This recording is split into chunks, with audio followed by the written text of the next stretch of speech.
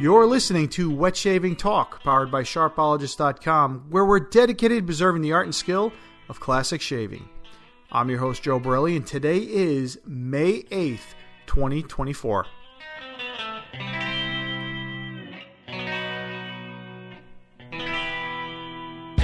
Hello, everyone. Welcome back to the podcast, as I must apologize for being a few days late here.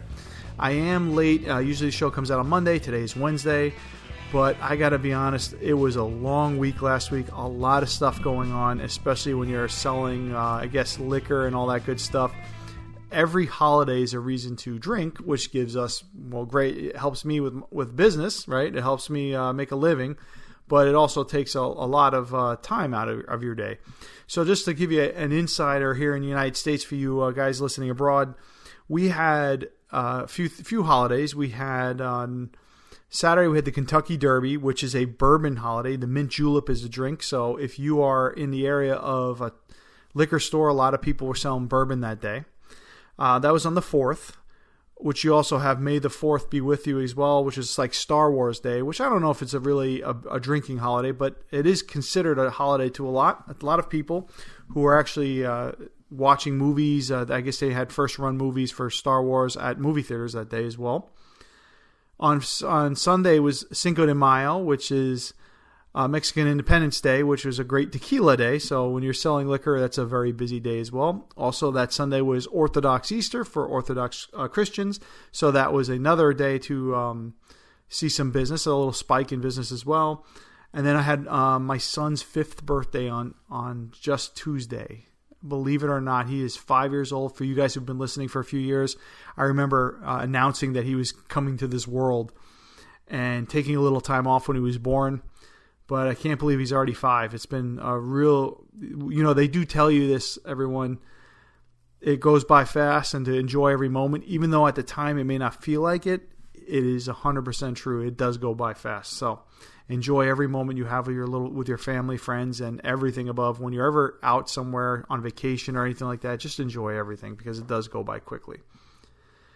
But on a lighter note, May is Single Edge Razor Month. Guys, as I mentioned on the previous cast, this entire month and one show into June will be dedicated to single edge razors. Single edge razors are those that have one side for the blade, not like a double edge razor or a straight razor, even though technically straight razors are single edge.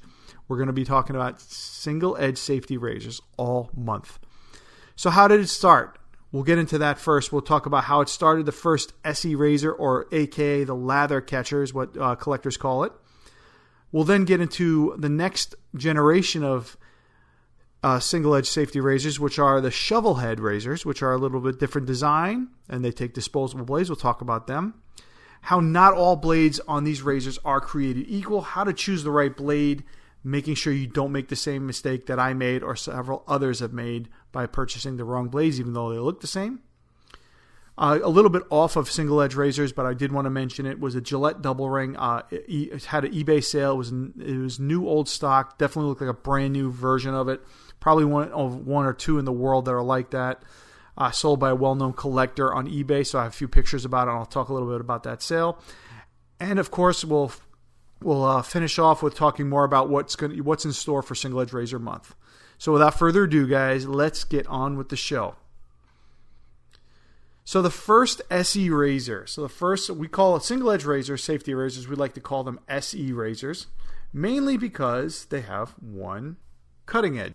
So it's easy to see why we call it that in the collector's world, right?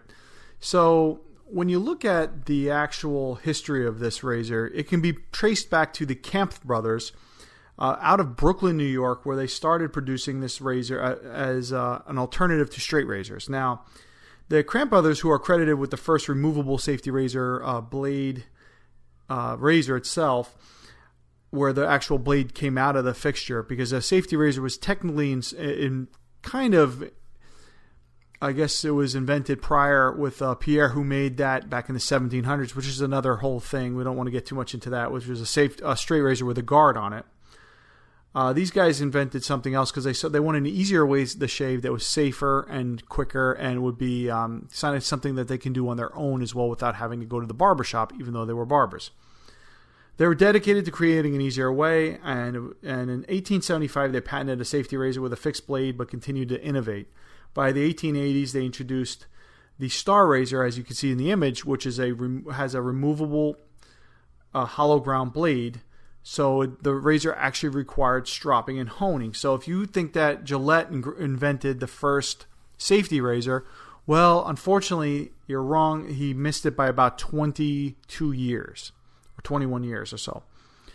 These guys are definitely invented it first, and Gillette made his razor with disposable blades because he didn't like the Star Razor, the Kampfe Brothers razor, because of having the hone and strop. He thought that was the reason that it was just inconvenient and was still the same thing. So he created the disposable blade razor, which actually was innovated the world. I mean, that's the most replicated design out there. So these razors came out, and they had to be stropped and honed and used, but they were really very high quality metal. Wood handles, or as you can see, the wood handle, and in the picture. And then by 1890, they introduced a handle where it was all metal design. It was a metal, a little bit sleeker, and had a handle that you could take off that would fit into the actual razor itself, so it could be stropped.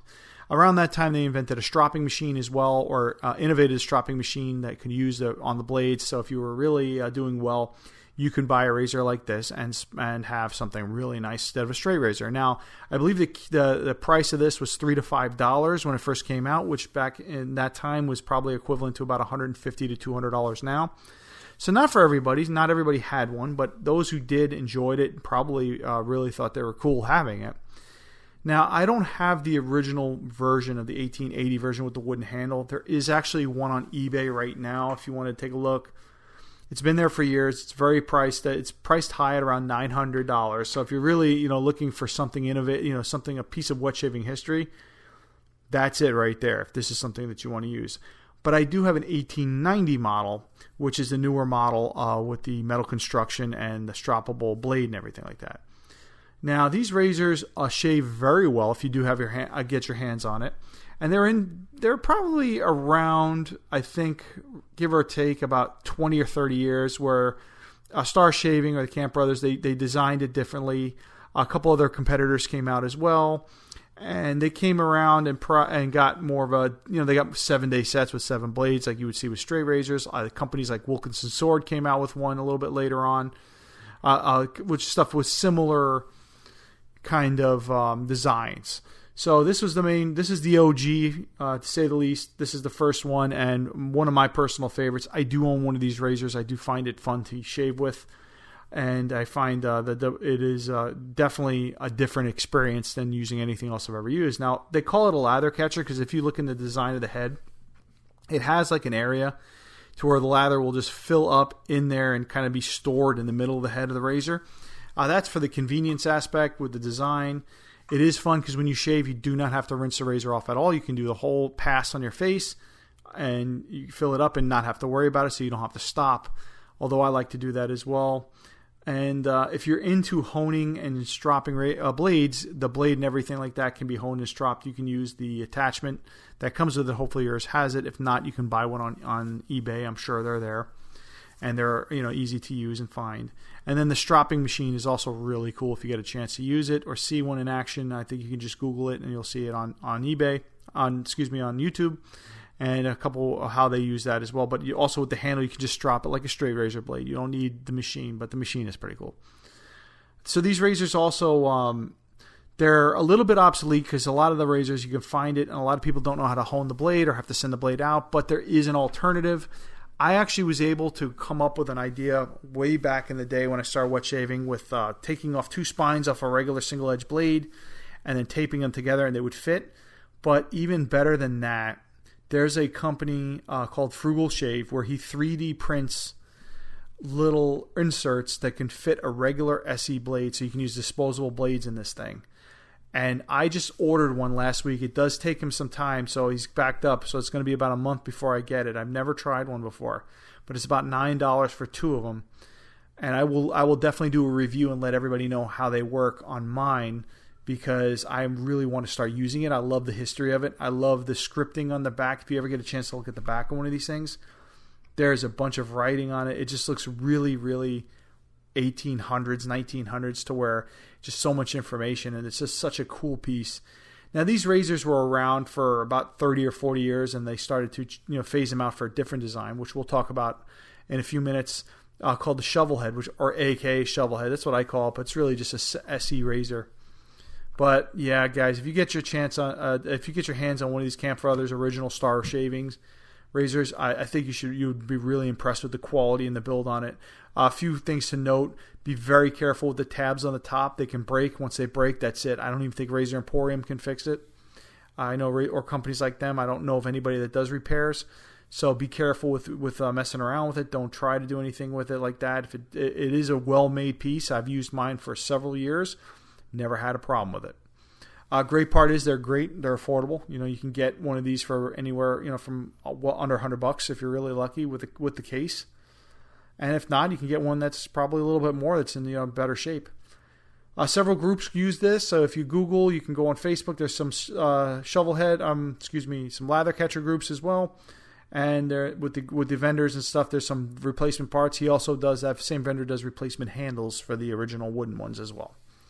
So that's how we're going to kick off Single Edge Razor Month with the OG, the original single edge razor with the removable blade, and how you can use it today. Yes, they are still relevant and they still shave very well. So if you have one, use it. If not, leave it on a nice display case, and at least you have a great conversation piece.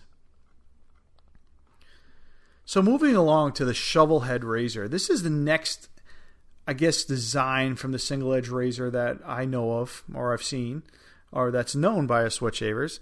And this is where they took that concept of the original lather catcher, and they kind of put it together, made it a little smaller and sleeker, and that's when they started using disposable blades in them. This was in style for roughly 40, 50, 60 years. This razor was made until, I believe, the 80s, where they made the Gem Junior, which was turned into plastic and stuff, and then they no longer made it after that. The company was American Shaving, Star Shaving and stuff. A lot of them sold and went to different companies. So I know the American Safety Razor Company owned it for a long time. I know Gillette bought them out. Gillette did not really go into competition with these razors, other than I think a few designs they tried with it, but they kind of just decided, hey, we're not going to do this kind of style, and we'll keep with our double edge. So these razors have been nicknamed for the shape of the head, looking like a shovel. And they're very abundant, and they're cheap. If you want to get one, you can get one for under $50. No problem, in good shape.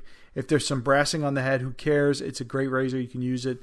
They are also kind of adjustable, and if you have if the guard or something becomes loose, you can kind of adjust them, but I wouldn't be too careful. I have broken one of them, and that's it. Once you break it, that's it. It's not like they're making new ones, so that's one less in the world. But there are a lot of them out there, and they are very affordable.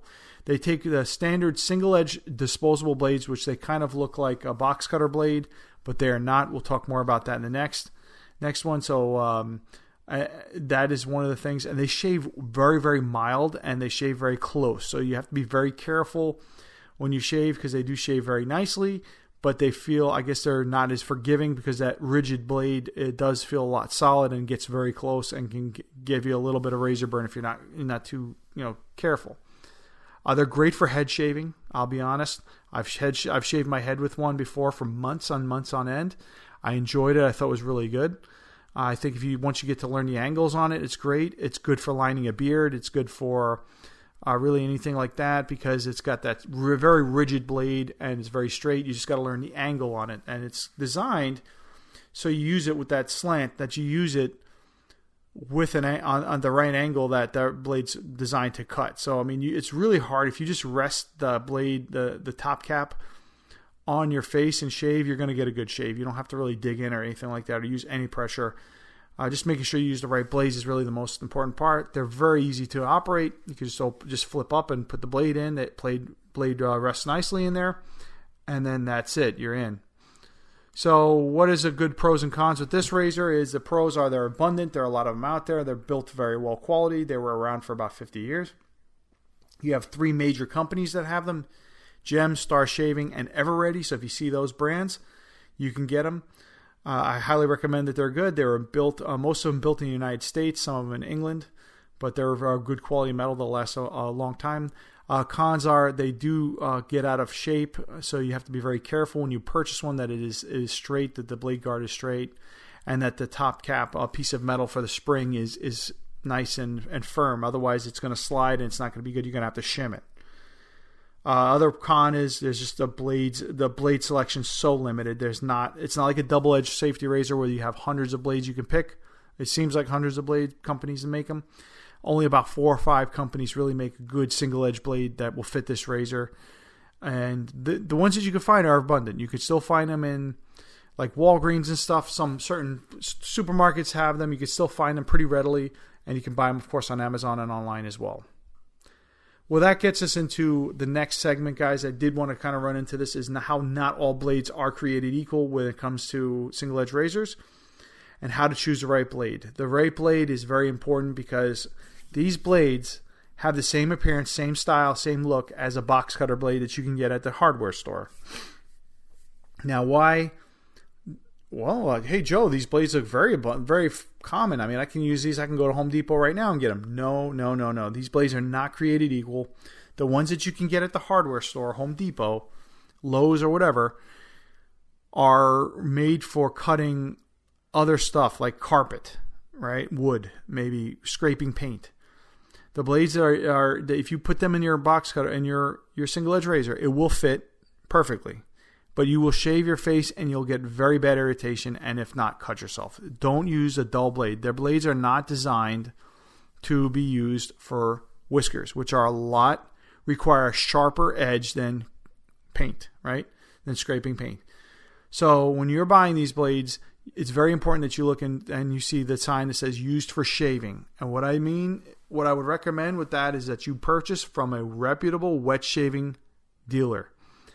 Meaning, it may not be just going online and buying them on Amazon unless you know the seller name, like the actual shop, or that it says it's used for shaving.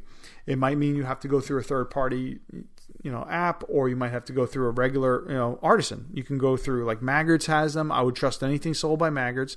West Coast Shaving, like Phoenix Artisan Accoutrements, those kind of places. I would trust any of those places because they have the right one. They're ideal for shaving. There's only a handful of blades made that are good. The Gen blades are great. I use them even at the grocery store. If you go to the grocery store and you see in the shaving section those blades, they're fine. They're going to work very good. I recommend getting carbon steel blades and not getting anything that's coated or anything that has stainless steel in it. Why? Because I've had bad experiences with them. I can't recommend them. I don't find them good, even though they say they are for shaving. For some reason, when they're not carbon steel, I get a terrible shave, and I do not like the way they work, so I cannot recommend them. So it's very important to take your time when choosing the right blade. If you're in doubt, you can even send me an email, and I'll see where you're getting them from to see if they're good enough for shaving. But don't, please, and I'm going to emphasize on this again, please do not purchase anything at the hardware store for these. You will be very disappointed. Moving along to the Gillette Double Ring that I saw on eBay. This was sold by Glenn Conti. He's a very well-known collector. He's done a lot of work. He's done a lot of writing for wet shaving. He has a huge collection, and this was actually one of his pieces that was sold. Went for $960, which was a little bit lower than I thought it would. But this is almost a complete set. This is a complete set with original blades. And it comes with the warranty card and the Gillette booklet, which is the Gillette Way, which is very hard to find that booklet. If you have one, I highly recommend keeping it in a safe spot so it doesn't get damaged for the next generation, because they're over 100 years old. Now, these double ring razors are the original safety razors. This is a patent pending, so this is a 1904 model or very early 1905 or possibly 1903. The razors came out in 1903. There's about 50 sets in those litho tins, which a tin just went online for, I think, well over $1,000 just about a year or two ago when one of those original tins. They didn't really survive. They were not made very high quality metal. And then they moved on to these leather and wood boxes. Now, I have 2 double rings myself. I have one similar to this, a cased model from 1904 with patent pending, and then I have one that's a 1905 model that has a serial number. They shave very well if you get one. I would just recommend using brand new blades. Brand new blades do fit, no problem. And they're a little bit, I'd say they're a little harsh, I could say, a little very aggressive, right? But they shave very well, and they do great for touch-ups and stuff. So Gillette Double Ring, this is just a very great example of one that I just want to share with you guys. I thought it was great. Case set with everything in it, with the booklets and the warranty card. Amazing. So great to see that these are still around and still we can see them. And actually, congratulations to the person who bought one, because you have a piece of wet shaving history coming to you right now. All right, everyone. So that kind of concludes the podcast for this week. I'm glad that you guys came in to listen and gave me a little bit of an extra couple days here to get going. I apologize. I hate being late on the podcast. I really do. I like being on time, but I really, literally that weekend with all those holidays going on and with my son's birthday, I just had no time. I had literally no time at all to do anything. I was waking up 4 a.m. in the morning, going to bed around 12 or around 11 o'clock at night for about 3 or 4 days. Sometimes we put in a lot of work in, and just working with your family and stuff, and getting ready and cleaning for birthday parties and all that stuff. It's great. So a few things I also want to mention, guys. It is summertime, so it's going to be a little slower for me at work, so I should have some more content coming out. I'll be working on some articles and stuff as well. If you have any ideas or anything you want to see featured on the podcast, let me know, because I'm open to some new ideas. Next month, I wanted to do a double-edged safety razor month to talk a little bit about that. I like dedicating months to certain things. And if you have any other products or stuff that you have questions on, always feel free to email me at joe.wetshavingnews@gmail.com. All right, so our show is powered by SharpBiologist.com. What your father didn't teach you about shaving. Special thanks to you guys, the listeners, and Mark, a.k.a. Mantic59, for everything that he does for the wet shaving community. Don't forget to check out my blog site, shavestraightandsafe.com, and always feel free to contact me at joe.wetshavingnews@gmail.com. Our next show will be on the 20th of May, and until then, shave straight and shave safe. Bye-bye now.